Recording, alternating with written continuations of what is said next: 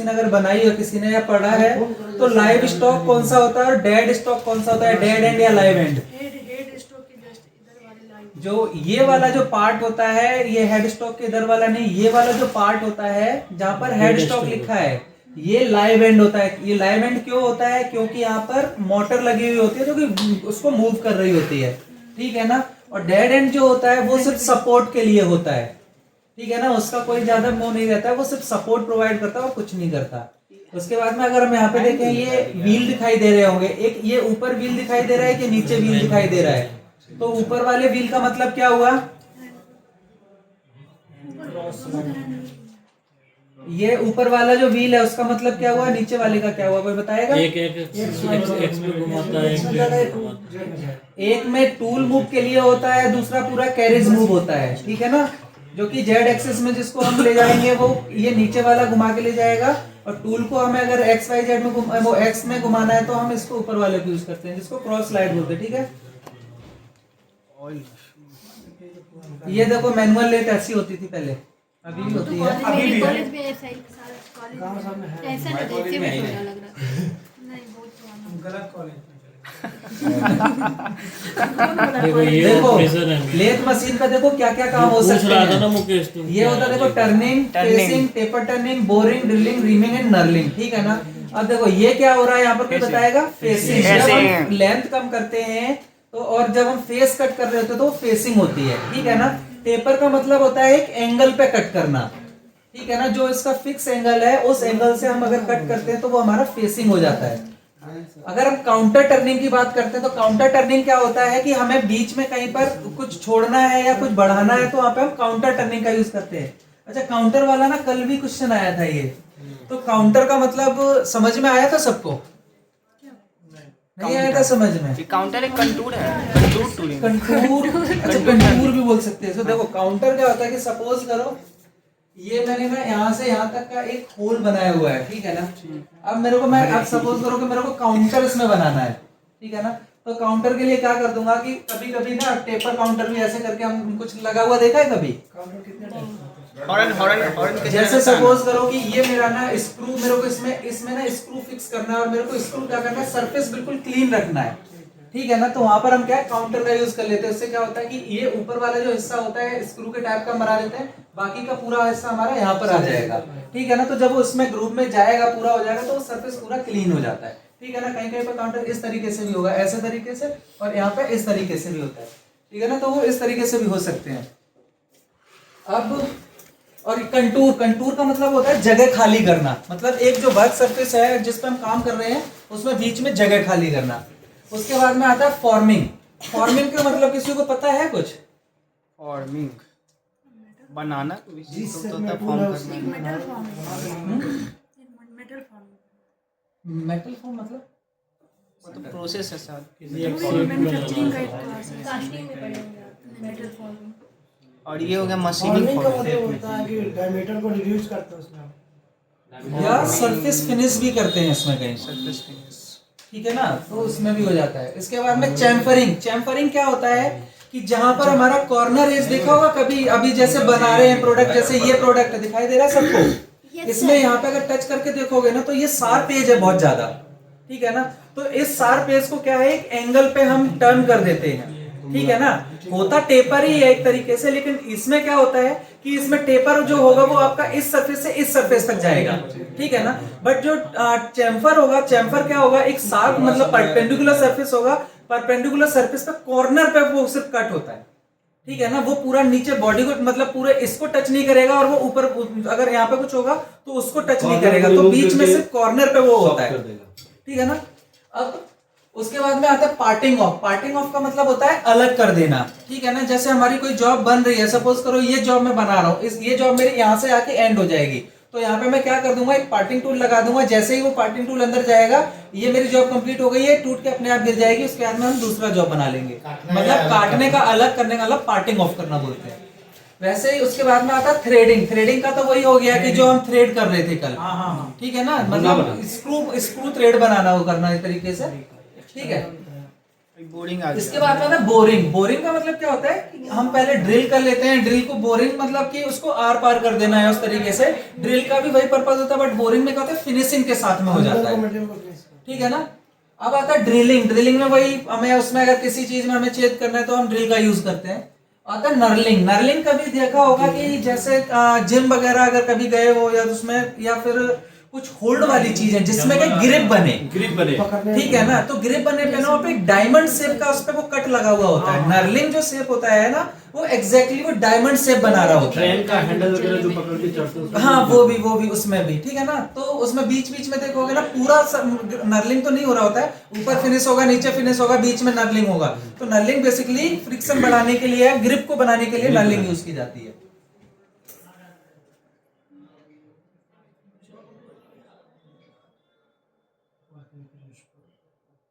ये देखो सीएनसी कैसे काम करती है, ठीक है। सबसे पहले क्या करते हैं, हमें कोई भी आइडिया डिजाइन करना पड़ता है कि हमें बनाना क्या है, कि प्रोडक्ट हमें बनाना क्या है। सपोज करो कि हमें इसकी असेंबली बनानी है, ठीक है ना। तो इसकी असेंबली बनाने के लिए हमें पहले ये ध्यान में देना पड़ेगा कि हमें इसमें क्या क्या चाहिए। अब देखो यहाँ पे देखोगे ना, यहाँ पे हल्के हल्के दिखाई दे रहा होगा तो लाइन लाइन सी हो रखी है। तो ये क्या होता है, एक तरीके से डिजाइन बनाना, ठीक है ना। डिजाइन बनाने के बाद में उस डिजाइन आइडिया पहले लिया, ठीक है ना। आइडिया हमने ले लिया, अब आइडिया को हमें आगे बढ़ाना है।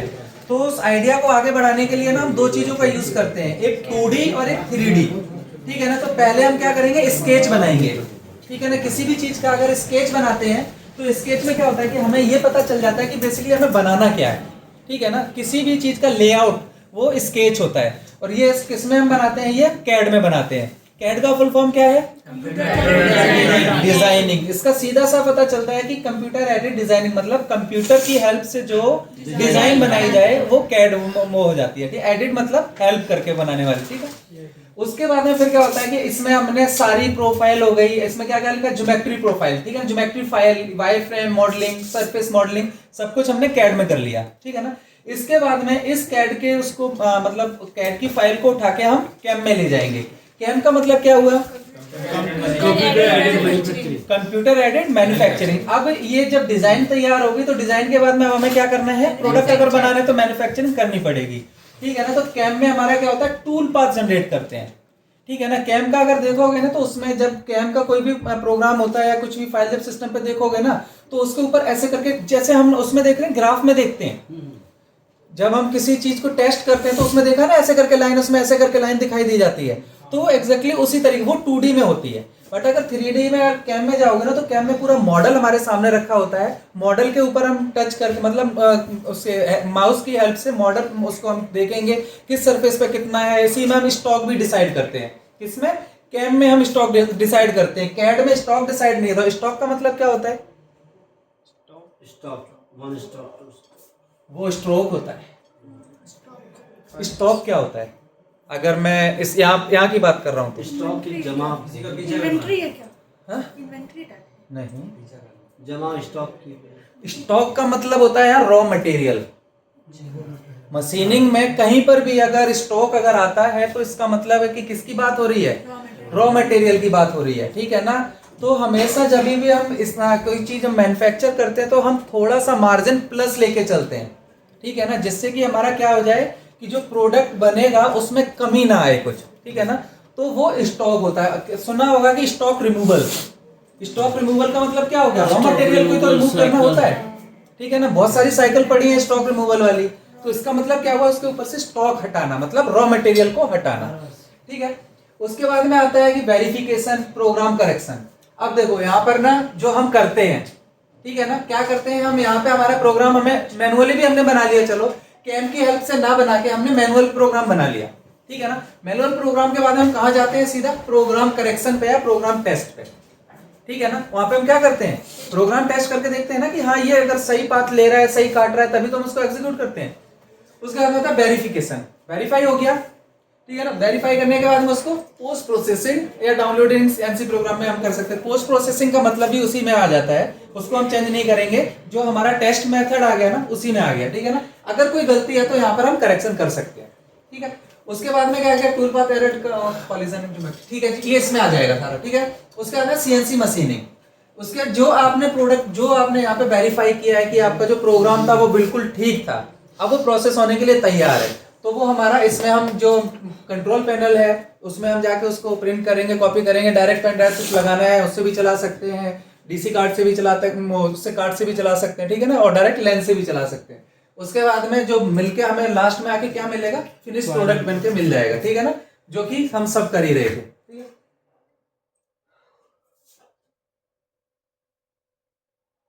ये सीएनसी ओवरव्यू हो गया, जो ये सीएनसी है मेरे ख्याल से इससे काफी हद तक सिमिलर है ये, ठीक है ना। ये फुट स्टॉप या पेडल्स जो मैंने बताए थे, एक इसमें क्या है हमारा पेडल, एक तो एक क्लैंप डी क्लैंप है, चक कैंप डी क्लैंप है, दूसरा हमारे पास में क्या है, tell stock clamp D clamp, ठीक है ना।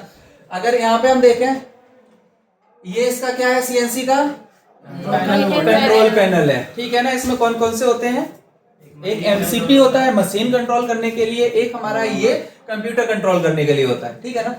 उसके बाद में ये हमारा टरेट है जिसमें 8 टूल पोस्ट यहाँ पर भी है, और मोस्टली सीएनसी में 8 टूल पोस्ट ही मिलते हैं, ठीक है ना। उसके बाद में चक, जो ये है ऑलरेडी पता ही है, ठीक है। हेड स्टॉक का मतलब कहाँ हो गया, अभी जस्ट अभी थोड़ी देर पहले भी बताया था मैंने। हेड स्टॉक का मतलब है जिस साइड हमारा चक मूव करे, मोटर जिस साइड पे होती है वो साइड होता है, ठीक है ना। स्पिंडल की तरह, स्पिंडल या क्या नाम, ये अपना मोटर, वो सब उसी साइड पे हेड स्ट्रोक साइड पे होता है, ठीक है ना। मतलब मशीन को खड़ा कर दो तो सर ऊपर हो गया इसका, ठीक है ना, नीचे पैर हो गए, डेड एंड पे पहुंच गया, यानी कि उस पे पहुंच गया टेल स्ट्रोक पे, ठीक है ना। अब यहाँ पे ये देखो, यहाँ पे टेल स्ट्रोक लगा हुआ है, इस मशीन में ना मेरे ख्याल से ये जो टेल स्ट्रोक बॉडी है वो मूव करती होगी, ठीक है ना, क्योंकि बड़ी मशीन है इसलिए।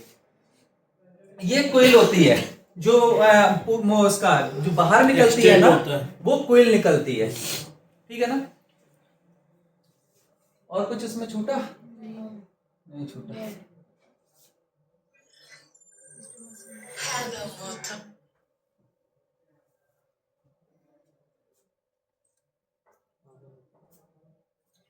इसमें जरूरत है कुछ बताने की, मेरे ख्याल से तो वही है, वो जहाँ पे थे टाइप्स ऑफ, देखो इस टाइप की भी सीएनसी होती है, वही चीज का एक्सप्लेन कर। ये देखो जो अभी जस्ट मैं बता रहा था वही चीज देखो आ गई, ठीक है ना। ये सारी चीजें एक एक करके वो उन्होंने डिफाइन की हुई हैं, ठीक है। तो जस्ट अभी मैंने बताई है क्या टूल पोस्ट, यहाँ देखो मल्टीपल टूल पोस्ट देखो बहुत सारे लगे हुए हैं यहाँ पर, 8 से भी ज्यादा हैं ये, ठीक है ना।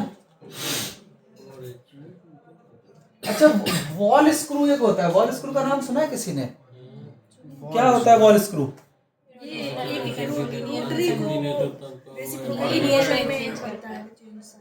कहाँ लगा होता है, सीएनसी की बात चल रही है, सीएनसी में कहाँ लगा होता है ये वॉल स्क्रू, और कुछ, और कुछ,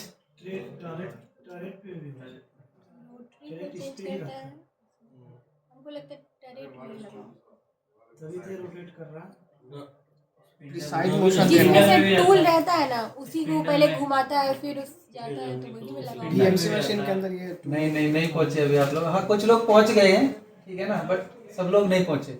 एक्चुअली देखो वॉल स्क्रू का मतलब क्या होता है, एक तरीके से ना ये स्क्रू ऑटो मतलब काम करता है। ये क्या करता है कि जब आपका ये कैरिज है ना, ये टरेट का पूरा जो बॉडी है, ये जब ऑटो में चलती है ना तो हम क्या देखते हैं कि अपने आप चल रही है, ये फ्लैट सरफेस पे तो सर मतलब फिसलेगी नहीं, ठीक है ना। तो इसको गाइड कौन करता है, ये वॉल स्क्रू, ठीक है ना। इसी वॉल स्क्रू को कमांड मिलता है कि भाई इसमें जो मोटर लगी हुई है, सर्वो मोटर जो लगी हुई है, अच्छा जो कमांड से मोटर चलती है वो कौन सी मोटर होती है, ठीक है ना। तो इसमें जो मोटर लगी हुई होती है उसको जब कमांड मिलता है ना कि आपको इतना ही घूमना है जितना कि ये आगे बढ़े, यानी कि स्पीड दे, आरपीएम के अकॉर्डिंग ही चलना है, मोशन में चलता है, हाँ ठीक है ना। तो जब ये घूमेगा तभी ये घूमेगा। अगर सर्वो मोटर भी तो कंट्रोल ही करता है, कंट्रोलिंग के लिए, मोस्टली कंट्रोलिंग और पावर के लिए यूज होती है हमेशा, जिसको हम अपने अकॉर्डिंग चला सकें, जिसमें हम आरपीएम को कंट्रोल कर सकें, मोस्टली होता है। एयर से कैसे नहीं,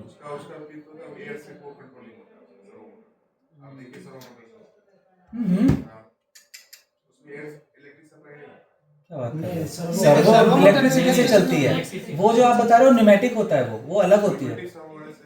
हाँ, ये सारे देखो एक बार आप रोबोटिक्स वाले में ज्यादा रहता है ये। किसमें ये वाला वो इसीलिए होता है ना कि ये क्या होता है, पल्स पे कंट्रोल रहती है ये, ठीक है ना। एक बार देखो आप।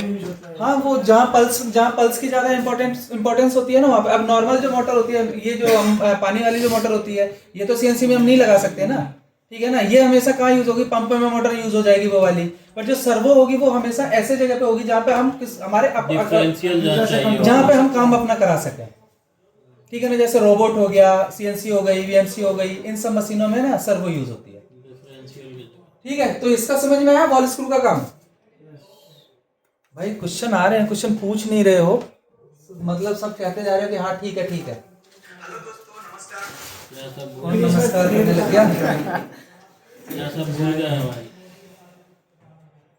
ये देखो, इसके ऊपर यहाँ पर जो हमारा टर्रेट होता है ना, वो इसके थ्रू यहाँ पर माउंट होता है, और बाकी ये अपना वॉल अपना काम कर रहा होता है। इसके अंदर क्या लगा होता है, ब्रास के वो लगे होते हैं, बॉल नहीं होते हैं, ये स्क्रू पे ही चल रहा होता है, ब्रास लगा हुआ होता है इसके अंदर। ये जो जिस पे मतलब माउंट होता है ना, ब्रास क्या होता है, एमएस से ज्यादा हार्ड होता है और वो जल्दी कटता नहीं है, क्योंकि ना इसका वियर एंड टियर कम रहता है। और जगह ऑटोमोबाइल्स में ये बॉल रखते हैं उसमें। ठीक है, ये देखो ये क्या होते हैं, ये किसी को पता है?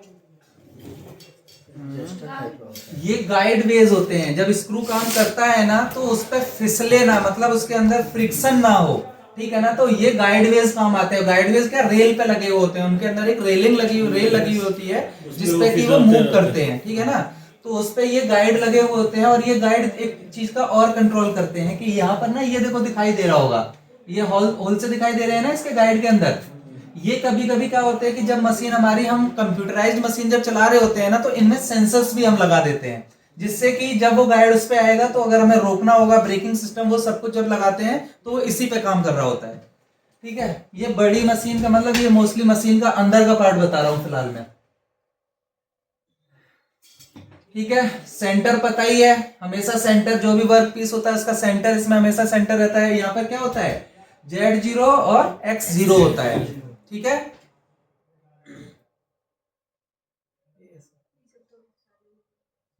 ये तो सबने पढ़ा हुआ है। तो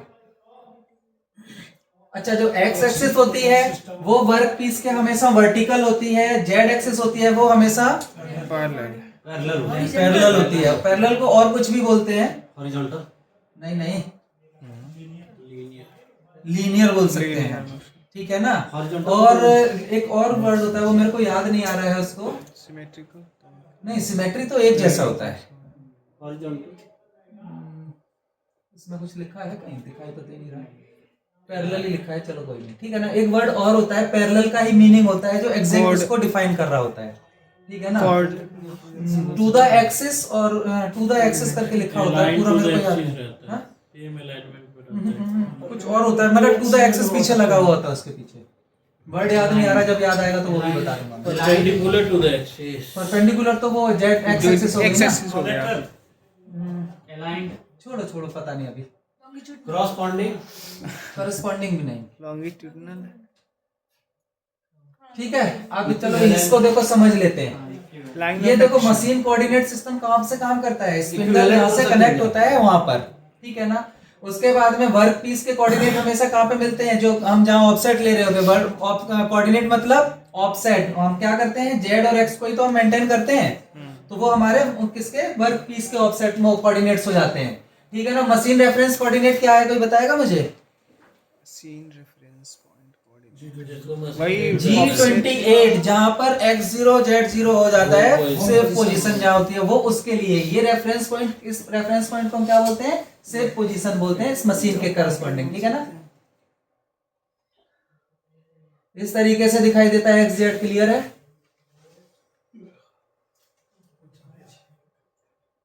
ये alpha numeric code, alpha numeric किसको बोलते हैं, जिसमें अल्फाबेट भी हो और न्यूमेरिक भी हो, ठीक है ना। तो इसमें पता ही है कि अगर मेरे को P चाहिए तो शिफ्ट दबा देंगे, शिफ्ट को दबा के रखना नहीं है, एक बार शिफ्ट दबा दोगे ना तो एक ऐसे एरो बन जाता है, ठीक है ना। जब हम उसमें क्या नाम, बीटेक में हम साइंटिफिक कैलकुलेटर जब यूज करते हैं ना, तो उस टाइम पे भी हम शिफ्ट का जब यूज करते हैं ना, तो इस तरीके से एक एरो बन जाता है, ठीक है ना। तो वो शिफ्ट का मतलब होता है कि ऊपर पहुंचाना, ऊपर वाली चीज को वो मेंशन करवाने के लिए, ठीक है ना, दूसरी चीज की ओर। तो यहाँ पे हमें शिफ्ट यूज करके हम जो बटन दबाएंगे वो हमें मिल जाएगा, डिजायर्ड मिल जाएगा, ठीक है। इसके बाद में ईओबी की इंपॉर्टेंस तो सबको ही पता है, ठीक है ना, एंड ऑफ ब्लॉक। और ये अल्फा न्यूमेरिक है तो इनको भी कर सकते हैं। अच्छा, पता है क्या, कभी कभी क्या होता है कि हमारा ना जॉग मोड अगर काम नहीं करता है, एमसीपी में जॉग मोड काम नहीं करता है, तो हमें इसकी हेल्प से भी हम जॉग मोड हम एक्टिवेट कर लेते हैं। देखो कुछ कुछ सिमिलरिटी दिखाई दे रही होगी 5 पे जॉब का, ठीक है ना। 5 पे देखो रैपिड का ऑप्शन दिया है, फीड का ऑप्शन दिया है, ठीक है ना।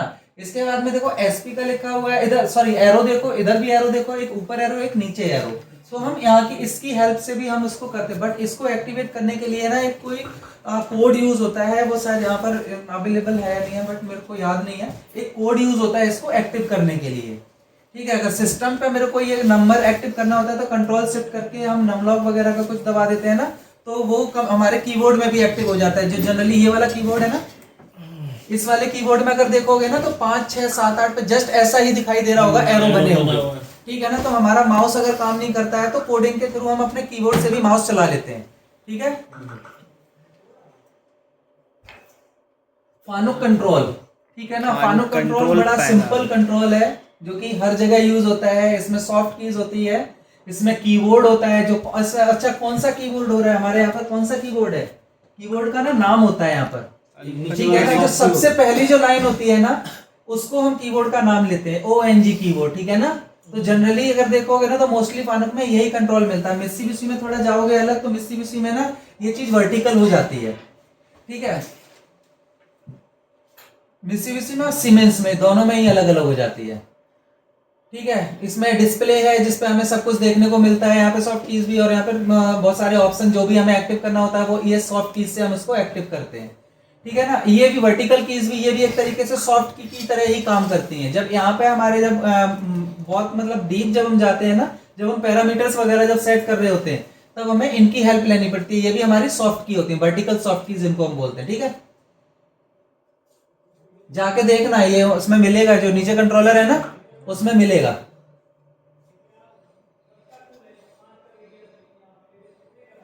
ओके, ये वाला फानुक कंट्रोल में ये वाली देखो, उसमें जो ये कहां पर है, इसकी पोजीशन कहां पर है,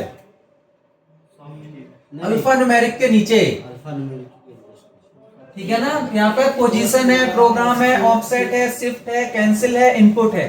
नीचे सिस्टम, मैसेज, CSTM और ग्राफ, ऑल्टर, इंसर्ट और डिलीट, ठीक है ना। तो पोजीशन POS मतलब पोजीशन। हमें अगर मशीन की पोजीशन देखनी है, XY रिलेटिव कुछ भी देखना है, तो उसके लिए हम क्या करते हैं, पोजीशन का यूज करते हैं। प्रोग्राम के लिए तो पता है कि प्रोग्राम अगर हमें देखना है तो हमें प्रोग्राम बटन यूज करना पड़ेगा। ऑफसेट का मतलब वही, जब हमें ऑफसेट लेना पड़ेगा तो हमें ऑफसेट का यूज करना पड़ेगा। शिफ्ट के लिए बता ही दिया कि हमें अल्फा न्यूमेरिक में अगर कोई और बटन यूज करना है तो हम इसका यूज करेंगे। उसके अंदर कैंसिल का मतलब होता है कि एक किसी चीज को डिलीट करना या किसी चीज को हम प्रोसेस कर रहे हैं उसको कैंसिल कर देना, ठीक है ना। वहीं पे आता है इनपुट का मतलब क्या होता है कि जब हम कभी कभी ना हमारा ये इंसर्ट मोस्टली क्या काम करता है, एंड ऑफ ब्लॉक के बाद में इंसर्ट हम लगाते हैं, ठीक है ना। बट कहीं कहीं पे क्या होता है, हमें डायरेक्ट वैल्यू चाहिए होती है, एज इट इज जो हमने लिखी वही हमें वैल्यू याद होगा, कैंसिल करके कुछ याद है ना, कुछ डाले नया चीज कि हम अगर इंसर्ट कर रहे थे वहां पर तो क्या एरर आ रहा था एक, बट हमें वो जेड का जब हम किस में ले रहे थे, VMC की बात है ना। जब हम VMC में हम ऑफसेट ले रहे थे तो हम क्या कर रहे थे, इनपुट प्लस या इनपुट कर दे रहे थे, ठीक है ना। तो इसकी वजह से वो नहीं हो रहा था, वो हमें ये वाला इनपुट हमें यूज करना है, तो एज इट इज वैल्यू जो हमने लिखी वो उस पर कॉपी पेस्ट हो जाएगी जाके, ठीक है ना। बट अगर हम इंसर्ट करते या हम और कुछ कर रहे थे तो वो नहीं हो रहा था वो, ठीक है ना। तो इनपुट की वैल्यू वहां पर क्लियर हो गई। उसके बाद सिस्टम का मतलब है कि जो भी आपके सिस्टम पे उस टाइम पे चल रहा होता है ना, उसकी इंफॉर्मेशन देता है वो, ठीक है। उसके बाद आता है मैसेज का तो पता है, अलार्म का मैसेज हो या किसी को उसको डिस्प्ले करने के लिए यूज करते हैं। CSTM और ग्राफ, ठीक है ना। CSTM का मतलब था कस्टमाइजेशन, कस्टम जो होता है ना, तो कस्टम बोलते हैं CSTM को, कस्टम के नाम से बुलाया जाता है। और ग्राफ, अंडर उसको ग्राफ लिखा हो तो ग्राफ देखने के लिए हम इसको यूज करते हैं। ऑल्टर का मतलब क्या होता है कि किसी भी चीज को हमें रिप्लेस करना है, ठीक है ना। चेंज करने के लिए हमें अगर रिप्लेस करना है, डिलीट नहीं करना है, हमें उसी को रिप्लेस करेंगे तो हम ऑल्टर का यूज करेंगे। वैसे ही इंसर्ट है, इंसर्ट का मतलब कि हम अगर हमने डाली हुई है कोई चीज ना तो वो इंसर्ट हो जाएगी, वो रिप्लेस नहीं करेगी, ठीक है ना। हमने अगर जैसे F0.23 हमने फीड डाल रखी है, उसके अंदर फीड मेरे को चेंज करनी है, यानी 0.3 करनी है मेरे को, F0.3 करनी है, तो मैं क्या करूंगा, उस पर क्लिक करूंगा। अगर मैंने इंसर्ट कर दिया तो 0.23 भी उसमें रहेगी और 3 भी रहेगी, बट अगर मैंने ऑल्ट किया तो वो चेंज हो जाएगी। डिलीट का पता ही है सबको।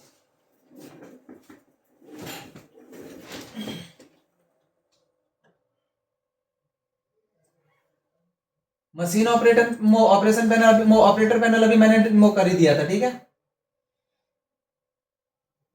इमरजेंसी का भी इंपॉर्टेंस, मेरे को लेके जाना है। ये बता दीजिए। LYD सबसे ज्यादा इशू था दरोगा जी का, LYD के लिए। आप सो रहे हो फिर आप कहोगे कि बताया नहीं कुछ, ठीक है ना। देखो LYD ये हमारा क्या होता है कि अगर हमारा LYD कितने, अच्छा LYD कितने पार्ट में डिवाइड होता है?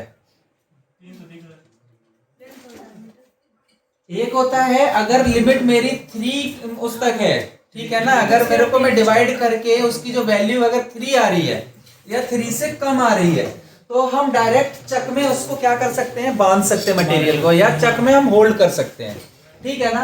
अगर 3 से 6 पे जा रही है, ठीक है ना, तो हमें क्या करना चाहिए, गाइड के लिए हमें किसकी जरूरत पड़ेगी, टेल स्टोक की जरूरत पड़ेगी, यानी कि वो जो वर्क पीस होगा वो लंबा होगा, ठीक है ना, अपने रेशियो से ज्यादा है तो हमें टेल स्टोक की।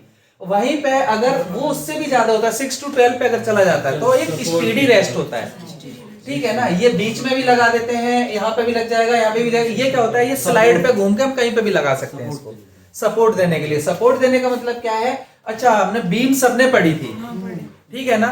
अच्छा मुझे ये बताओ कि स्टडी रेस्ट बीम में क्या, एक तरीके से ये बीम है, ठीक है ना, ये कैसे हेल्प करेगा स्टडी रेस्ट?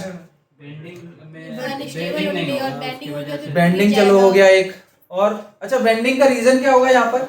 ज्यादा लेंथ वर्क पीस का ज्यादा होगा, लेंथ ज्यादा होने की वजह से ठीक है, और कुछ यहाँ पे ना बहुत सारे पैरामीटर काम कर रहे हैं। सेंटर ऑफ मास भी काम करते हैं। सेंटर ऑफ मास नहीं, यहाँ नहीं मान लिया, सेंटर ऑफ मास की नहीं हम बात करेंगे। यहाँ पे ना बहुत सारे, एक से ज्यादा मतलब पैरामीटर्स काम कर रहे हैं। देखो एक तो सबसे बड़ी चीज है कि जब इतना बड़ा मटेरियल घूमेगा तो उसके अंदर बबलिंग आएगी, ठीक है ना, एक हो गया। दूसरा चीज क्या है, इसके अंदर ट्विस्टिंग भी आएगा, ठीक है ना, ट्विस्टिंग भी आएगा तो उससे भी उस पे इम्पैक्ट करेगा, ठीक है ना। तीसरी क्या है कि जो बेंडिंग वाला जो बताया था, जब इस पे प्रेशर पड़ेगा, जब इस ये जो हमारा टेल स्टोक जब यहाँ पर आएगा तो वो प्रेशर डालेगा तो हो सकता है वो उसको बेंड कर दे, ठीक है ना। LYD की इंपॉर्टेंस ये रहती है, ठीक है। और कोई एक पॉइंट इसमें छूट रहा है, कोई बताएगा कौन सा पॉइंट छूटा है? 3 पॉइंट के अलावा कुछ अगर किसी के दिमाग में अगर आ रहा हो तो। मोमेंट कैसे, कैसे ट्विस्टिंग है क्या? टर्निंग मोमेंट का मतलब क्या होता है, टर्निंग इफेक्ट ऑफ फोर्स। तो इसमें कहाँ दिखाई दे रहा है? वाइब्रेशन हो। जब हमने दोनों तरफ सपोर्ट दे दिया है तो टर्निंग का तो मतलब ही नहीं, मोमेंट का तो वही नहीं बनता। बहुत सिंपल सा है कि यहाँ पर ना समझ, बिल्कुल इजी सा पॉइंट है जो आप लोगों के समझ में आ जाना चाहिए वैसे तो। आता तभी तो बोल दिया, आ ही नहीं। हाँ अनबैलेंस फोर्स, नहीं, सोचो थोड़ा। बैलेंस भी देगा क्या? अनबैलेंस फोर्स हाँ? हो सकता है, अनबैलेंस हो सकता है। बहुत तेरी के।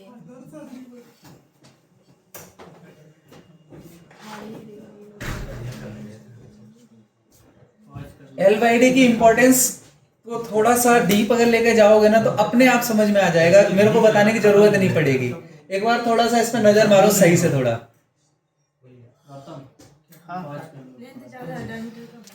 आप चालू कर दीजिए।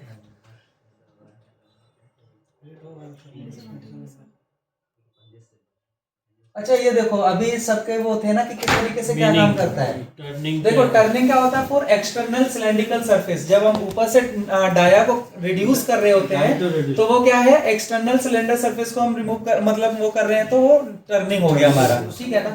Facing for machining the end face, जो मशीनिंग जिस पार्ट में हम एंड फेस को अगर हम कट कर रहे होते हैं वो हमारा क्या हो जाता है, हमारा फेसिंग हो जाता है। हाँ लेंथ कम करना, फेस कम करना वाला लेंथ ऑटोमेटिकली हो जाएगा वो, ठीक है। Parting tool, cut off tool, ठीक है ना, for cutting off the finished part, जो भी हमारा कट फिनिश हो जाए उसको कट कर देना। थ्रेडिंग का मतलब होता है क्रिएटिंग एक्सटर्नल और इंटरनल थ्रेड, ये दोनों ही हो सकते हैं। इंटरनल थ्रेड में क्या हो गया, जो कल शायद असेंबली बनाई थी उन्होंने कि जिसमें स्क्रू कर रहे थे उसमें इंटरनल थ्रेड था, और अगर मेरे को इसके ऊपर मेरे को अगर वो नट कसना है तो मैं क्या यूज करूंगा, एक्सटर्नल, ठीक है। ग्रूविंग, ग्रूविंग को देखो पार्टिंग और ग्रूविंग ये एक जैसे होते हैं, बट ग्रूव क्या होता है, थोड़ा सा ग्रूव करने के लिए, मतलब गड्ढा बनाने के लिए बीच में, ठीक है ना। उसके बाद में आता है बोरिंग बार। बोरिंग बार क्या होता है कि जो हम होल कर चुके हैं उसको एनलार्ज करने के लिए, ठीक है ना, थोड़ा सा बड़ा करने के लिए। वहीं पे अगर मैं ये बोलूं कि मेरे को होल बड़ा नहीं करना है बट मेरे को फिनिशिंग उसकी अच्छी करनी है, तो कौन सा टूल हम यूज करेंगे या कौन सा मतलब प्रोसेस यूज करेंगे, जो यहाँ पर नहीं है, यहाँ पर रीमिंग, ठीक है ना। एक रीमर टूल होता है जो कि क्या होता है, इंटरनल फिनिशिंग को बढ़ाने के लिए यूज किया जाता है, ठीक है ना। बोरिंग बार तो हो गया, उसका ड्रिल, ड्रिल का मतलब क्या है, एक्सेल होल करने के लिए होता है, सीधा सीधा क्लियर, ठीक है। अच्छा ये ना किसने पढ़ा है, ये कौन से सब्जेक्ट में था, कोई बताएगा? इंजीनियरिंग का एक बहुत इंपॉर्टेंट सब्जेक्ट, सब वाले बुक में भी था, कौन सा सर? मैन्युफैक्चरिंग में था, मैन्युफैक्चरिंग साइंस, हम लोग में था सर मैन्युफैक्चरिंग प्रोसेस 2 में था ये टूल नोमेनक्लेचर जिसमें था cutting edge, breaking edge, chip edge, जो कल बात उस दिन बात चल रही थी कि इसकी डिजाइन क्या बनेगी, बहुत सारा टूल के बारे में भी था जिसमें सारा टूल, ठीक है ना। ये बहुत अच्छे से पढ़ा था, ये ना पढ़ना भी चाहिए अगर आप मशीनिंग प्रोसेस में जा रहे हो तो। इसकी सबसे ज्यादा इंपॉर्टेंस होती है प्रोग्राम बनाने के टाइम पे, ठीक है ना। टूल सिलेक्शन जब हम करते हैं ना तब हमें ये चीज हमारे दिमाग में होनी चाहिए। अगर ये दिमाग में नहीं है ना तो हमारा जो प्रोग्राम होगा ना वो 3 का 13 भी हो सकता है, ठीक है ना। जब वो फिनिश प्रोडक्ट निकलेगा तो वो 3 के 13 में भी उसको निकाल सकता है, अगर हमें इस चीज का नॉलेज नहीं है तो, ठीक है ना। अब देखो ऊपर क्या है, अगर हम ऊपर की बात करते हैं तो साइड कटिंग एज, ठीक है ना। वो साइड कटिंग एज और हॉर्स रेडियस जो नीचे कॉर्नर पे देखा होगा आप लोगों ने, ठीक है ना। नोज रेडियस, नोज मतलब टिप टाइप का जो होता है, जैसे बड़ा हो सकता है, हाँ हो जाएगा। ये थोड़ा सा गोल रहता है, थोड़ा सा गोल, ठीक है। एक शार्प एज होता है और एक नोज रेडियस होता है जिसको, ठीक है ना। फ्रंट कटिंग एज जो हमारा जो है ना यहाँ से कट लेगा वो, ठीक है। उसके बाद साइड कटिंग जो साइड से कट लेता है, साइड में जो अगर देखा जाए तो कौन सा हो जाएगा, साइड कटिंग। टर्निंग के अलावा भी वीएमसी में यूज होता है वैसे तो, ठीक है ना।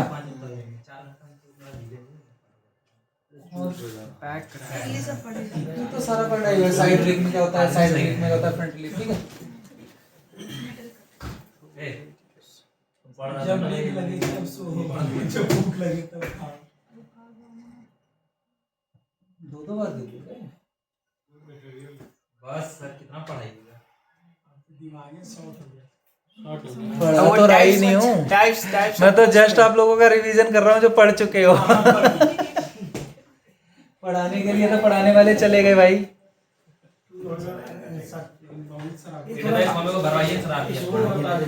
अरे नहीं, मुझे जरूरत नहीं है उस चीज की। ये बता ये वाला इंसर्ट देखो टूल होल्डर और इंसर्ट ये बहुत इंपॉर्टेंट है आप लोगों के लिए, ठीक है, क्योंकि चलो वो तो पढ़ाई की चीजें थी जो छोड़ दी, ठीक है। टूल होल्डर और इंसर्ट ये आपको प्रैक्टिकली देखना पड़ेगा, ठीक है ना। टूल होल्डर क्या होता है, जिसमें हम कटिंग टूल को या इंसर्ट को होल्ड करते हैं, ठीक है ना, उसको टूल होल्डर बोलते हैं, ठीक है ना। और CNC less of indexable inserts mounted on tool holders, ठीक है। Tool holder classified based on the ISO coding. ISO का मतलब क्या होता है, इंटरनेशनल स्टैंडर्ड ऑर्गेनाइजेशन, मतलब दुनिया में कहीं पर भी जाओ यही चलेगा। दुनिया में कहीं पर भी जाओ, जो स्टैंडर्ड है वही फॉलो होगा। जैसे ऐसा ही सिस्टम होता है। बिल्कुल, वो इंडियन स्टैंडर्ड है, नहीं इंटरनेशनल, सॉरी इंटरनेशनल स्टैंडर्ड है। इंडियन का क्या है? इंडियन का तो ज्यादा करके वही फॉलो करता है, ऐसा ही। IIS या फिर एमकेएस को भी फॉलो करता है। एमकेएस को तो MKS नहीं चाहिए, SI चलता है। इंडियन के लिए क्या है? आईएसआई मार्क होता है ना, इंडियन स्टैंडर्ड SI मार्का चलता है। अच्छा आईपी, अच्छा वो मार्का वाला वही तो। और क्या, तो पाकिस्तान नहीं पूछ रहा हूँ, अभी वही करके वो आईएस है, ठीक है ना। आईएसआई मार्क होता है ना, इंडियन स्टैंडर्ड और इंटरनेट उसका है वो। देखना क्या है फुल फॉर्म आईएसआई का? इंस्टीट्यूशन है, इंडियन स्टैंडर्ड इंस्टीट्यूट। ठीक है ना। बिस मार्क होता है, हाँ ठीक है ना, तो वो उसके लिए यूज होता है। तो आईएसओ और आईएसआई में ये फर्क है, ठीक है ना। आईएसआई हमारा विद इन इंडिया रहेगा, और अगर आईएसओ गया तो वो ओवरऑल वर्ल्ड रहेगा। अच्छा, अब एक बात बताओ मुझे यहाँ पे ना, अब देखो टाइप्स ऑफ इंसर्ट है, स्क्वायर, ट्राइंगल, डायमंड, राउंड। जो एसएनएमजी, टीएनएमजी, डीएनएमजी और आरएमएनएमजी करके जो नोमेनक्लेचर होते हैं, ठीक है ना। तो अच्छा, एडवांटेज देखो इनका क्या होता है, इंसर्ट का एडवांटेज क्या होता है? अगर आप एमजी स्क्वायर के लिए हुआ, टीएनएमजी और triangle, DNM diamond D grade है, ठीक है ना। तो देखो अब क्या होता है कि अब इसमें ये बोला गया कि इंसर्ट का एडवांटेज क्या है, ठीक है ना। अब टूल भी ना बहुत टाइप के होते हैं। एक टूल कभी आपने लेथ पे देखा होगा, लेथ पे क्या होता है कि पूरा पूरा होल्डर वही टूल होता है, कभी देखा है लेथ पे? ठीक है ना, पूरा वो होल्डर ही टूल होता है एक तरीके से। तो अब इसमें क्या, उसमें क्या हुआ कि अगर वो टूल टूटा, ठीक है ना, तो वो पूरा खराब हो गया, वो दोबारा ब्रेस वेल्डिंग करके दोबारा बनेगा तो बनेगा, नहीं तो टाइम से गया, ठीक है ना। तो उस चीज के लिए क्या किया गया, इंसर्ट यूज करी, होल्डर बना दिया और इंसर्ट बना दिया। अगर इंसर्ट मेरी खराब हुई, तुरंत लेके दूसरी चेंज कर दो, रिप्लेस हो जाएगा, ठीक है ना। कभी कभी क्या होता है, अब इंसर्ट में एजेस होती हैं, ठीक है ना, मल्टीपल एजेस, पॉजिटिव और नेगेटिव पढ़ा था, ठीक है ना। जो दोनों साइड एज यूज हो जाए वो कौन सी थी? नेगेटिव। हाँ नेगेटिव, दोनों तरफ नेगेटिव। और जो एक साइड से जो थी positive। वो पॉजिटिव एज थी। अच्छा, पॉजिटिव एज में कौन कौन से, पॉजिटिव एज हम कहाँ यूज करते हैं, कोई बताएगा? पॉजिटिव यस, वो फेसिंग और टर्निंग में होता है ना। क्या बात कर रहे हो? दोनों सब में सारे में होते हैं ना। सब में तो जिसमें यूज करना है। ग्रूविंग में यूज होता है, ठीक है, थ्रेडिंग में यूज होता है, ठीक है ना। बोरिंग में नहीं, बोरिंग में दोनों साइड से हो सकता है, क्योंकि वो क्या नाम, डायमंड वाला उसमें लग जाएगा, ठीक है ना। बोरिंग और थ्रेडिंग और नहीं, बोरिंग में नहीं, थ्रेडिंग में हो जाएगा, ठीक है ना। ग्रूविंग में हो जाएगा, थ्रेडिंग में हो जाएगा, और क्या बताया था? नर्लिंग, वो तो राउंड टूल होता है, नर्लिंग राउंड होता है। सर नाम ऐसे उल्टा पुल्टा क्यों, मतलब कुछ और नाम भी तो रख सकते थे, मतलब इस तरह से प्रोसेस के हिसाब से देते हैं, प्रोसेस के हिसाब से है वो। जो नॉमेनक्लेचर होता है, नॉमेनक्लेचर तो सुना है ना, क्या होता है? नामकरण। तो नामकरण को सोच के किया जाता है ना। अब केमिस्ट्री के नामकरण को देखा, बस उसी तरीके से इसका है, ठीक है। कंसिस्टेंट रिलायबल परफॉर्मेंस, ठीक है ना। कंसिस्टेंट का मतलब क्या होता है? कंटिन्यू, ठीक है ना। और रिलायबल मतलब उसमें हम भरोसा कर सकते हैं, ठीक है ना। तो वो चीज का cost effective solution for mass production. Cost effective का वही है कि अगर टूल होल्डर वाला अगर है, टूटा तो गया, तो पूरा प्रोडक्शन भी हैम्पर होएगा और वो भी होगा। तो इसका क्या करेंगे हम, सीधा कॉस्ट इफेक्टिव इसलिए हो गया, टूल चेंज करा, इंसर्ट चेंज करा, काम हो गया। अब देखो इंसर्ट नोमेनक्लेचर यहाँ मिल जाएगा। सी से शेप कैसी है उसकी, ठीक है ना। एन से क्लियरेंस एंगल उसका कितना है, पीछे से जब कटिंग कर रहा होता है तो वर्क पीस के साथ में उसका एंगल कितना, मतलब पीछे से क्लियरेंस कितना है, ठीक है ना। जितना ही पास में होगा उतना ही क्या डर रहेगा कि अगर टूल पीछे से वर्क पीस के साथ कुछ भी हो तो खराब कर सकता है। तो क्लियरेंस एंगल को हम थोड़ा सा बढ़ा के रखते हैं, ठीक है ना। उसके बाद में आता है एम का मतलब टोलरेंस। टोलरेंस का मतलब क्या होता है? छूट कितना देते हैं? थोड़ा बहुत, मैं कहते हैं ना कि हमें अगर काम करना है तो ऐसा नहीं है कि बिल्कुल 0-0 करें, तो हम 0.1 0.2% अगर हम ऐसे 0.01 0.2 प्लस माइनस करें, मतलब प्लस माइनस, मतलब ये हो जाता है हमारा टोलरेंस। अब होता है clamping and clip breaker, chip breaker, ठीक है ना। जो कि उस पर देखा हो, जो डिजाइन बनी हुई होती है टूल के ऊपर। अगर पॉजिटिव इंसर्ट और नेगेटिव इंसर्ट देखोगे ना, तो उसके ऊपर ऐसे करके ग्रुप सी बनी, मतलब वो एक डिजाइन सी बनी हुई है, मतलब क्लियर नहीं है वो। तो वो हमारा क्या होता है, वो क्लैंप, उसका क्लैंपिंग और चिप ब्रेकर को वो डिसाइड करता है, ठीक है। इंसर्ट साइज, इसके बाद में जब आता है तो उसका क्या था, कितने की इंसर्ट किए, mm की साइज है उसकी, ठीक है ना। उसके बाद में आता है इंसर्ट थिकनेस। अच्छा मुझे एक बात बताओगे, अभी मैंने एक वो दिखाया था टूल का, तो उसमें कौन सी इंसर्ट थिकनेस ये दिखा रहा है, इंसर्ट थिकनेस क्या दिखा रहा है ये? शॉर्ट थिकनेस मतलब जितना कटिंग करना है वो thickness। वो जो कितने मतलब जैसे 3-6 बताए थे ना, वही है क्या? जो इंसर्ट की जैसे पूरी कितना मोटाई कितनी है time वही। हाँ ठीक है ना वो। और लास्ट में हमारा होता है कॉर्नर रेडियस, कितने उससे वो कट करेगा, अच्छा, ये ठीक है ना, वो उसका कॉर्नर रेडियस होता है। तो ये बहुत इंपॉर्टेंट है, क्योंकि आप लोगों को क्या होगा कि जब कॉलेज में जरूरत पड़ेगी ना ऑर्डर करने के लिए, तो अगर आपको ये नोमेनक्लेचर पता नहीं हुई, ठीक है ना, और इनका शेप का पता नहीं हुआ, क्योंकि शेप और इंसर्ट में क्या है कि जो होल्डर होगा वो किस टाइप की शेप को होल्ड करेगा। उस दिन चला था ना कि वो ये नेगेटिव पॉजिटिव है, तो सर ने बोला था नहीं है तो उसमें भी चल जाएगी, याद आया किसी को? आपको तो याद होगा, जब उन्होंने लगा के देखा था वो लग नहीं रही थी, ठीक है ना। तो वो शेप इंपॉर्टेंट होती है यहाँ के लिए, कि आपके पास में जो होल्डर है, उस होल्डर में जो आप इंसर्ट मंगवा रहे हो वो होल्ड करेगी भी या नहीं करेगी, ठीक है ना। उसके लिए ये हमें जरूरत पड़ेगी शेप की, कि हमारे पास जो होल्डर है वो किस टाइप की शेप का होल्डर है, ठीक है। इसमें कोई प्रॉब्लम? ये देखो पीछे जो लिखा हुआ होता है इंसर्ट शेप, ठीक है। उसके बाद में relief angle, tolerance, cross section type और कटिंग एज लेंथ उसकी कितनी है उसमें पूरा दिया हुआ है, ठीक है ना। तो ये देखो यहाँ पर ना एंगल वगैरह सब कुछ दिए गए। स्क्वायर में कितना है, सी शेप में कितना है, 80 का है, डायमंड में कितना है, 55 का है, और ये कौन सा से दिया क्यूब है? है, सी से क्यूब है, हाँ क्यूब बोल सकते हैं, क्यूब या क्यूब डायमंड। और ई से क्या बोलेंगे फिर? सब तो सेम लग रहा है, नाम कैसा ले दिया? के भी अलग आ गया, तो डायमंड ये ना वो वाले हैं, क्या नाम जब हम कैसे समझेंगे? रेडियस वगैरह बताते नंबरिंग हैं। सा दे दिए हो, अरे नंबरिंग कैसे टाइप का समझेंगे कौन टूल्स किस काम में है? मतलब साइज वो सेम दे उससे दिया पता चल जाता है ना कि हम किसके लिए, अगर देखो लंबा है, रेडियस वगैरह हमें बनानी है तो लंबा हम यूज करेंगे, ठीक है ना। ज्यादा नोक वाला। हाँ ज्यादा मतलब जो अंदर तक चला जाए ऐसे करके, ठीक है ना। अगर नॉर्मल टर्निंग करनी है तो वो छोटा सा हम यूज कर सकते हैं, ठीक है ना। बात तो हंस गए जी, सही बात है, एकदम देहाती भाषा में समझ जाइए। हाँ सही बोल रहा है। ना तो अंग्रेज के नवाब के लड़का सब आएगा था आईटीआई में, देखेंगे नहीं, अंग्रेजी में पढ़ाइएगा था, इनको को पढ़ेगा था, मान के चले जाएगा अंग्रेजी बोलने लगेगा, उसकी किताबी भाषा पढ़ाएगा, कहाँ माथा दुखा रहा है सब न जाएंगे क्लास पर। रेडियो मिर्ची एफएम ले जाते हैं शाम को। ये देखो कौन कौन सी ये तो देख लो, दिख नहीं रहा।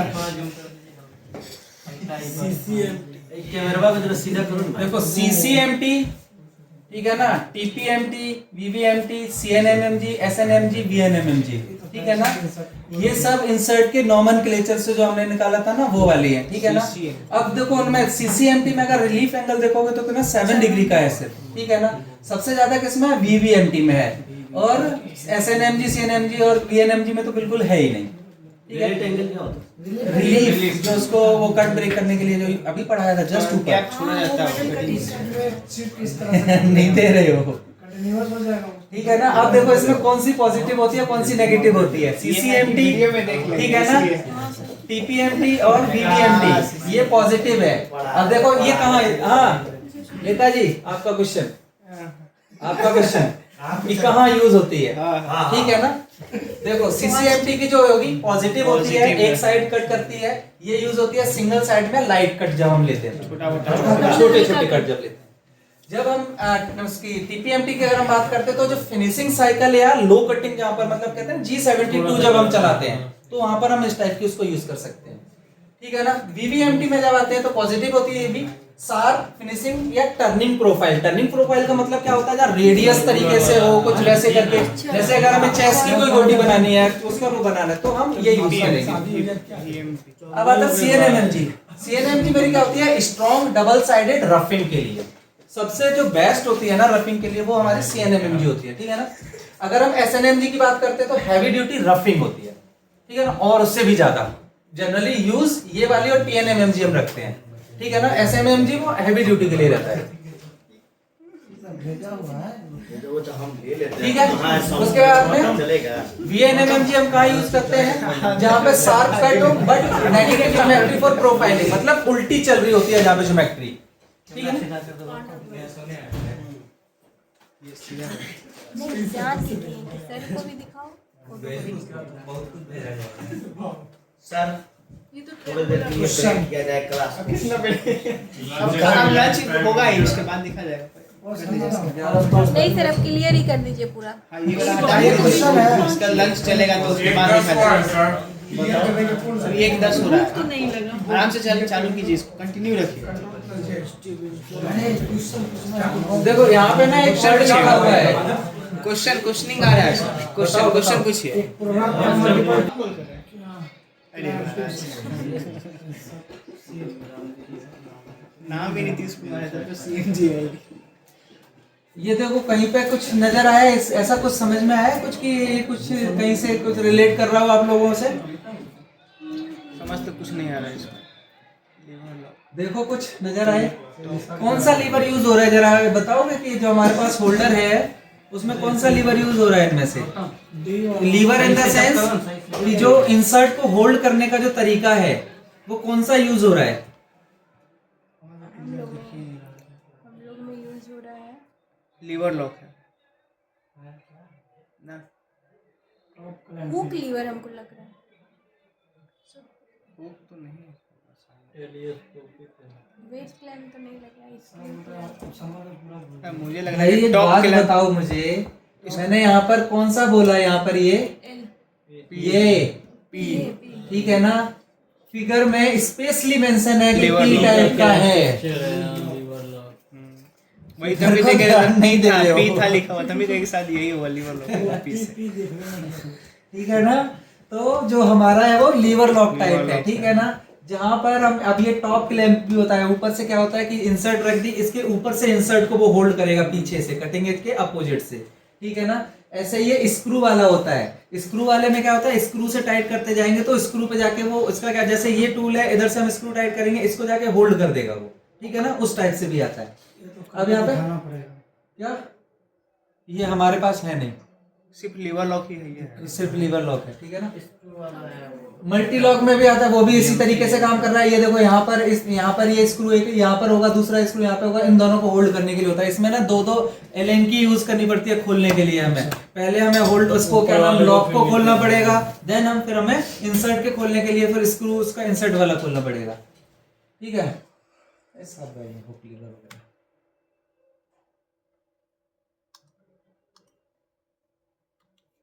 यहाँ से भी देख सकते हो। वैसे तो ये देखो इस तरीके का अगर लगा हुआ है, ठीक है ना, तो ये वाला होल्डर हो जाएगा। ये सर्कुलर का है, कॉर्नर का है, ये सारी चीजें। ठीक है ना, ये देखो वही जो अभी जस्ट मैंने बताया था 25 M12।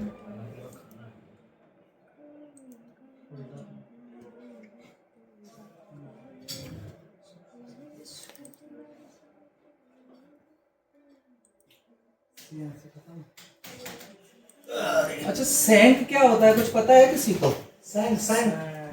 वो बीच का पीछे का पार्ट होता है जो होल्ड करता है, जो होल्ड करता है। सैंक दोनों में ही होता है, एंड मिल में भी सैंक होता है और इस वाले होल्डर में भी होता है। एंड मिल में जो सैंक होता है, जो नंबर ऑफ फ्लूट होते हैं ना। अच्छा, फ्लूट का मतलब समझे थे सब लोग? नहीं हम नहीं समझ पाए थे। हाँ, हम नहीं समझे थे। फ्लूट यस सर, बताइए। अरे वो जो ड्रिल बिट में वो जैसे नहीं कटा कटा रहता है उसको फ्लूट कहते हैं। वो तो ठीक है ना। नहीं वो नहीं फ्लूट, वो वो ऐसे नीचे, करके नीचे, ऐसे नीचे। करके रहता है। और वो जो गैप होता है उसको क्लियरेंस कहते हैं। हैंडल को सेम करते हैं। हेलो कोई गेट के बाहर है, कोई खोल दो। कोई गेट के बाहर कोई बाहर है क्या? देखते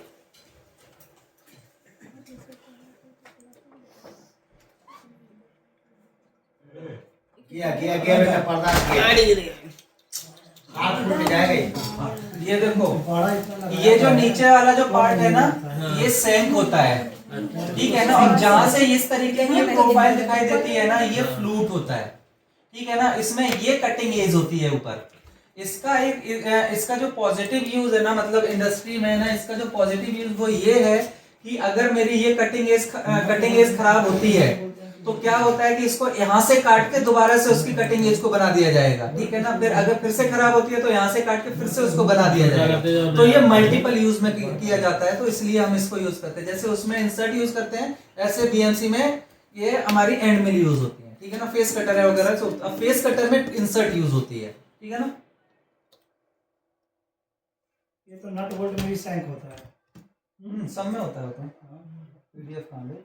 जहाँ पे थ्रेड नहीं कटा हुआ।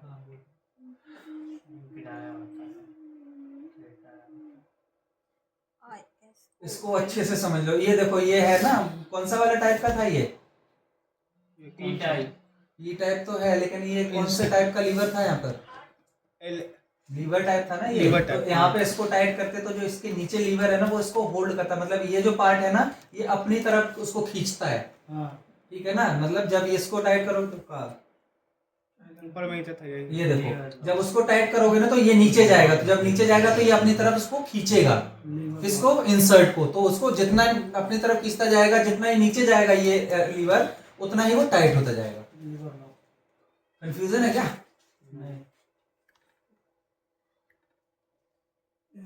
ये देखो इंसर्ट, ठीक है ना। बहुत सारी टाइप की इंसर्ट है यहाँ पर। ये हमारी कौन सी है? ग्रूविंग के लिए यूज होती है, ठीक है ना। ये भी उसी के लिए यूज होती है, पार्टिंग के लिए यूज होती है। ग्रूविंग के लिए भी कर सकते हैं, पार्टिंग के लिए भी कर सकते हैं इसको। ये जो रफ टाइप है पॉजिटिव इंसर्ट है, ये भी पॉजिटिव है और ये भी पॉजिटिव है। ये पता है क्या, इसमें कंफ्यूजन उसमें क्वेश्चन में आया था जब उस दिन टेस्ट लिया था कि जो टी है हमारी ये ट्रायंगुलर वाली है, ये मतलब पॉजिटिव है या नेगेटिव है। तो सबने नेगेटिव भी डाला था और पॉजिटिव भी डाला था। बेसिकली ये नेगेटिव है क्योंकि ये दोनों साइड से कट कर सकते हैं, ठीक है ना। ये देखो इस टाइप के हमारे पास में होते हैं होल्डर्स, ठीक है ना। अब जिसमें देखो गोल होल्डर जो दिखाई दे रहे हैं ना, वो जो गोल वाले उनमें असेंबली में जो फिट करने के लिए वो यहाँ पर ये ऑप्शन है। देखो चैम्फरिंग टूल, ये देखो गोल है, ठीक है ना, ये उसमें फिट हो सकता है। राउंड नोज टूल ये हमारा सेंक वाला रहता है, तो इसमें सॉरी ये क्या नाम स्क्वायर में रहता है, तो उसको हम वहां पे डाल सकते हैं। ये हमारा देखो बोरिंग टूल, ये गोल वाला है तो ये जाए। अब देखो एक चीज और याद रखना कि जो ये वाले टूल होते हैं ना, ये हमेशा टरेट से बाहर निकले हुए होते हैं। कौन से वाले? जो राउंड वाले जो अंदर डाले जाते हैं, जो राउंड जो शेप में होते हैं पीछे जिनकी सेंक, वो हमेशा टरेट से बाहर होते हैं। कोई ऐसा टूल है जिसमें लगता हो कि वो टरेट से बाहर नहीं होगा? सभी है। क्योंकि उनको क्या है, अंदर तक जाना होता है, ठीक है ना। इसलिए वो उनके जो ज्योमेट्री बनाई जाती है वो किस तरीके से बनाए थे कि उसको बाहर रखा जाए, ठीक है। एक्सटर्नल थ्रेड हो गया, ये बाहर से अगर मेरे को थ्रेड करना है। टर्निंग टूल जो कि वो TNMG और CNMG को यूज करते हैं। इंटरनल थ्रेड के लिए इस टाइप का यूज होगा, चैम्फरिंग के लिए इस टाइप का होगा। राउंड नोज टूल जो ये और ये एक तरीके से हम कह सकते हैं, ठीक है ना। ये ग्रूविंग टूल होता है, इस पे क्या होता है, यहाँ पर ये सिर्फ टूल लगता है, बाकी ये ऊपर से होल्ड करता है। अंडर कटिंग ये अंदर से जो ग्रूविंग के लिए अंदर के लिए यूज होता है। फेसिंग टूल ये वाला और ये वाला एक तरीके से हम इनको सेम बोल सकते हैं, ठीक है ना। रीमिंग टूल जो बताया था कि जो अंदर जाके उसको फिनिशिंग करे। अच्छा इसमें एक बात बताओ, रीमिंग टूल मैं यूज करूंगा तो मैं क्या मूव करेगा, वर्क पीस या ये टूल? वर्कपीस ही रोटेट करेगा, वर्कपीस CNC है तो CNC में वर्कपीस वर्कपीस ही करता है। इंटरेस्ट नहीं ले रहे हो क्या? नहीं बोल तो रहे हैं।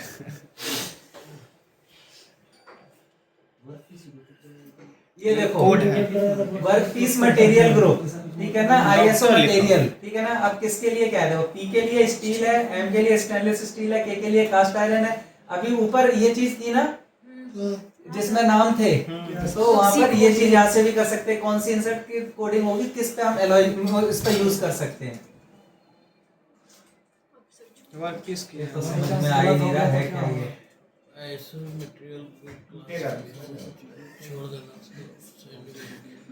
ये क्या है, ये टूल के ये इंसर्ट के पीछे ये देखो वो होती है नोमेनक्लेचर के पीछे होता है, ठीक है ना।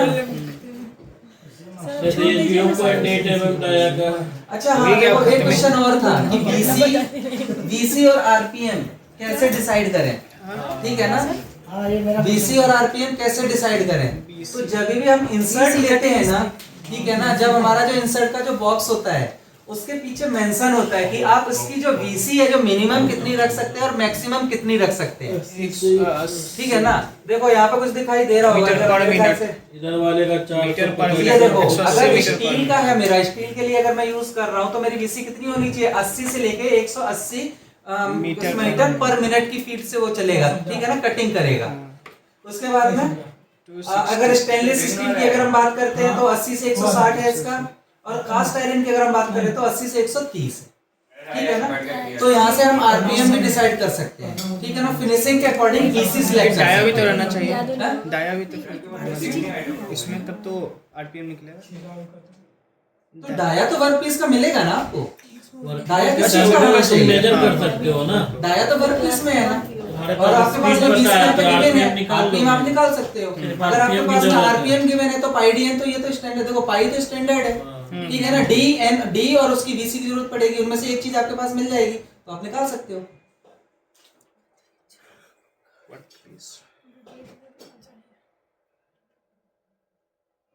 अब सर छोड़ दीजिए अभी आप ऑप्शन। बस अब खत्म ही है, बस कंटिन्यू है, उसके बाद वीएम से स्टार्ट होगा। तब तक नहीं ऑप्शन रहेंगे नहीं। नहीं, अब आगे का प्रोसेस और सेकंड पार्ट वाले सर अभी रहने दीजिए ना। खत्म ही कर देते हैं इसको ना, है ही क्या। अब तो अब मैं कुछ बता ही नहीं रहा उसमें। अच्छा ये देखो 71 तक पहुंच ही ये क्वेश्चन गए। आया था, याद है। हाँ आया था। जी G कोड क्या बोला जाता है? प्रिपेयर्टी प्रेपरेटरी फंक्शन बोला जाता है, और इनको ज्योमेट्रिकल फंक्शन भी बोलते हैं, ठीक है ना। लेकिन ज्योमेट्रिकल क्या हो जाता है कि एज पर अगर इंजीनियरिंग हम देखें तो वो गड़बड़ हो जाता है कि हमने जो उसमें पढ़ा था मशीनिंग में बीटेक में, तो वो ज्योमेट्रिकल फंक्शन ना पढ़ के हमने प्रेपरेटरी फंक्शन पढ़ा था, ठीक है। मिसलेनियस ये उसमें यूज होंगे आपके जब कोडिंग करोगे ना, आप उसके लिए हैं ये सब कुछ बताने वाला नहीं है, ये सब कुछ पता है आप लोगों को। ये सब तो याद भी करना होगा खुद ही। अच्छा देखो G00 रैपिड रैपिड पोजीशनिंग के लिए है, ठीक है ना। अब आता है लीनियर इंटरपोलेशन, ये क्या है, स्ट्रेट लाइन में कट करेगी, ठीक है ना। कोई भी इसको लाइन दे दोगे उस स्ट्रेट लाइन में कट करेगी। 02 सर्कल अगर बनाने की बात आती है, रेडियस बनाने की बात आती है, वहां पे करेगी। G3 एंटी क्लॉकवाइज हो गया। प्रोग्रामिंग इन इंचेस, अगर इसके अच्छा इसका यूज कहाँ, छोड़ो ये मेरे से बेटर आप लोगों को पता होगा फिलहाल। हो गया खत्म। मंगू भाई तो सो गए। प्रोग्राम मंगू दादा सो रही है। वीडियो बंद कीजिए। कोड है सब। हो गया। जितना कोड नहीं है सब बीएनसी में है।